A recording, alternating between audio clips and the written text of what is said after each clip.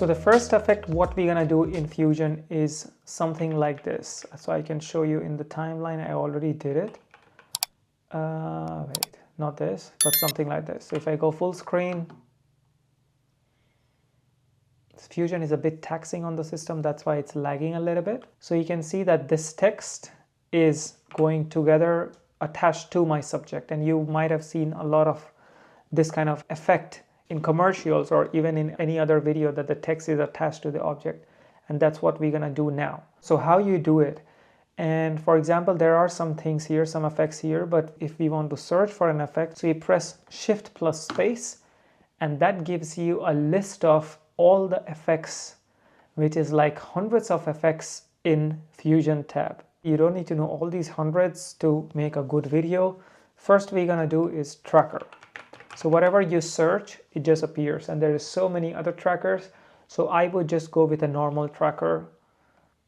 And Fusion is really powerful. You can almost do really crazy animations in Fusion. But if you're interested, maybe I can make a course about it, because if I just teach Fusion, it would take like 7 to 8 hours just for teaching Fusion. It's so cool. So anyways, getting back to trackers, as soon as I selected the tracker just appears, tracker node appears in between the input and the output.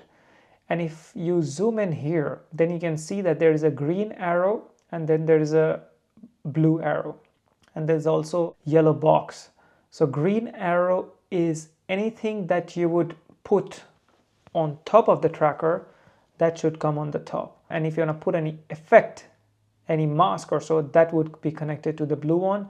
And this yellow one is the input. I think, yes, that's the input, because this tracker is getting input from the main median one, which is the original file. So the original file is attaching here, but if you click here, the original file gets disconnected. So now the output is tracker plus the output, which is nothing. So that you don't, that's why you don't see nothing. So we would attach it again. And as soon as I click tracker, if you go here on the screen, you would see Intelli tracker. And that's the tracker. And if I just drag this tracker around, if I drag it on the cow, it kind of zooms in and shows where the tracker is. What I would do, I would maybe put the tracker on her head, on the cap, because also for tracker to work, it's nice to select the area which is a little bit contrasty, or maybe I just select the bag. It's not that contrasty, but let's try. Yep. So once we have this tracker selected somewhere, now we want to track this, because now if I move this clip here, you see the tracker goes away from the bag. So what we want to do is to do a setting so that this square box sticks to the bag. Yeah, so let's do it. So as soon as I click here on the tracker, you go on the right hand side, and then there are a lot of settings and options. That would always happen. Every time if you have a new thing here, you would have different settings and options relevant to whatever you have selected. So with the tracker, what I want to do, I want to track, of course, square to track the bag. So what I would do, if you go here in trackers, you go tracking, and then you do this forward play button. So that obviously says track forward. So let's just press it and see what happens. So now the system is working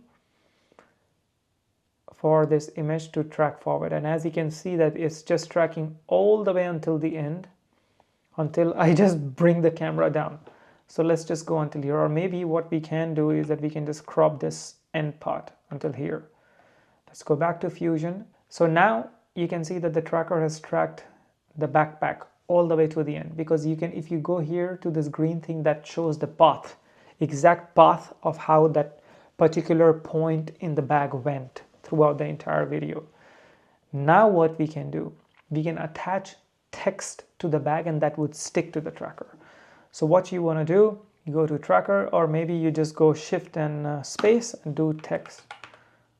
You go text, and text comes. So text box is here, and you want to put the text on the foreground. So what you would do, this is the output of the text. So you take the arrow from here and put it in the foreground. And now let's just do, say, maybe just write it bag. Yep. Nothing happens. There's a reason. What we're going to do, go back to tracker, go to operations, and in operation you can do from here to match move. And now what happens is because we put the bag here, like the text, whatever, like it's same as the edit page, that if you bring a text, it's always in the center, right? So now what we want to do is to bring this bag on top. Like for example, if we just play the bag here, the bag is still replicating the movement of this bag on its own plane. Yeah, so what we want to do is that just drag this bag maybe here or on the subject, or maybe just on the bag, and let's just play. So now it almost looks like the text is attached to the bag. In some cases it might not be that easy to track something, because here my subject was not going crazy, there was not crazy movement. So yeah, that was tracker. Like how we added text in this case, you can also add a lot of other things like graphics or different icons. For example, let's go here, and if we go to Fusion, now we have text, right?